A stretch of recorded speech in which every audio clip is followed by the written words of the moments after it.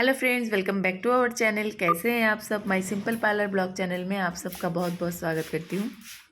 आज मैं फिर से एक हेयर कटिंग का वीडियो लेके आ गई हूँ। आप लोग पूरा वीडियो देखिए बिना स्किप किए। सबसे पहले मैंने बालों को थोड़ा गीला कर लिया है। उसके बाद बालों में जितना भी टैंगल था वो अच्छे से कॉम्ब करके टैंगल फ्री कर लिया है। और इनसे मैंने पूछ लिया था कि इनको कितना शॉर्ट करवाना था। आज मैंने बालों में कोई क्लचर नहीं लगाया है, ऐसे ही काटूंगी आज। तो सबसे पहले मैंने मिडिल का जो हेयर है मैंने ले लिया है और उसी में मेरा गाइडलाइन भी होगा सारे बालों को काटने के लिए। तो अभी मैं हेयर को काट लूँगी। और मैंने अपने क्लाइंट से पहले ही पूछ लिया था कि उनको कितना शॉर्ट करवाना था। तो ये हमारा हो गया गाइडलाइन।